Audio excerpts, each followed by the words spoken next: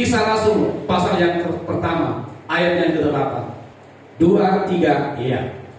Tetapi kamu akan menerima kuasa kalau Roh Kudus turun ke atas kamu, dan kamu akan menjadi saksiku di Yerusalem dan di seluruh Yudea dan Samaria dan sampai ke ujung bumi. Puji Tuhan. Kristen, semua tidak ada yang bikin buruk. Amin.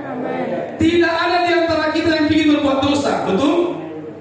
Rasul Paulus bilang, aku manusia celaka, syukur kepada Yesus yang menyelamatkan hidupku. Jadi setiap kali aku ingin berbuat baik, tapi yang jahat itu yang aku lakukan. Sebab di dalam hatiku dan pikiranku, aku ingin berbuat baik kepada Tuhan, tetapi dagingku lemah, dan di situ iblis mendapat kesempatan. Makanya Tuhan mengerti kata kuncinya adalah kamu akan menerima kuasa kalau Roh Kudus turun ke atas.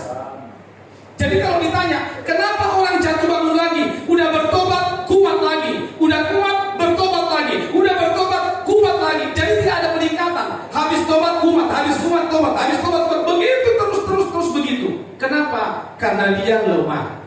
Makanya urut-urutannya kita akan mendapatkan kuasa. Tapi kuasa itu akan kita terima kalau Roh Kudus turun ke atas kita. Jadi artinya yang pertama paling penting adalah kamu harus menerima Roh Kudusnya. Gitu. Jadi firman Tuhan bilang, kamu akan menerima kuasa kalau Roh Kudus turun ke atas kamu, masuk dalam hidupmu. Gitu. Jadi orang yang tidak bisa kuat melawan tipu muslihat iblis, yang tidak bisa kuat melawan hawa nafsu dagingnya karena dia tidak punya kuasa. Maka saya percaya semua orang di dunia ini, bahkan penjahat sekalipun, tidak ingin berbuat jahat. Tapi karena dia tidak sanggup berbuat baik, maka dia selalu hidup dalam kejahatan. Kita tidak sanggup dengan diri kita, tetapi kita sanggup karena Tuhan menyanggupan kita. Puji Tuhan. Dan kesanggupan Tuhan yang kita terima itu kalau kita menerima Roh Kudus. Kamu akan menerima kuasa kalau Roh Kudus turun ke atas kamu. Jadi yang pertama, kau terima dulu Roh Kudus. Amin. Yang kedua, setelah kau terima Roh Kudus, apa dampaknya? Kamu berkuasa. Kata kuasa di situ bahasa Inggris kan power, ability. Kalau kamu terima Roh Kudus itu, kamu akan memiliki kuasa. Sehingga kau bisa melawan kemalasanmu ke ibadah, kau bisa melawan kebiasaanmu berbohong, tipu sana, tipu sini. Itu semua dikalahkan kalau Roh Kudus turun ke atasmu. Lalu yang terakhir, kalau Roh Kudus sudah turun ke atas kita, sudah masuk di hati kita, kalau kita sudah memiliki kuasa, barulah kita akan sanggup menjadi saksi Tuhan Yesus. Haleluya.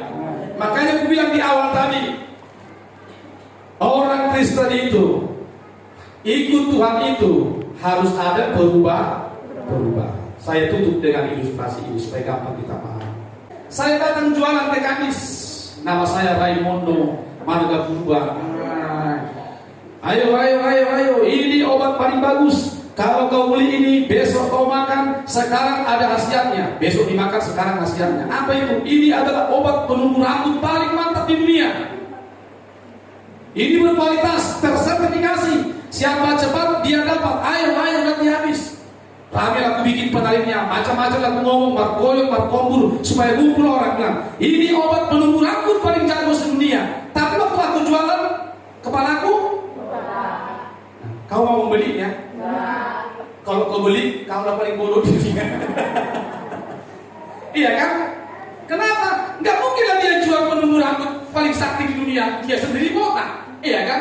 Tapi sebaliknya, ini bukan Raimondo lagi, tapi Ronaldo Purba. Tadinya waktu aku SMP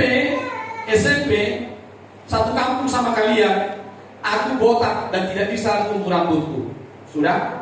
Waktu aku SMP, merantaulah kalian semua ke Pekanbaru ini.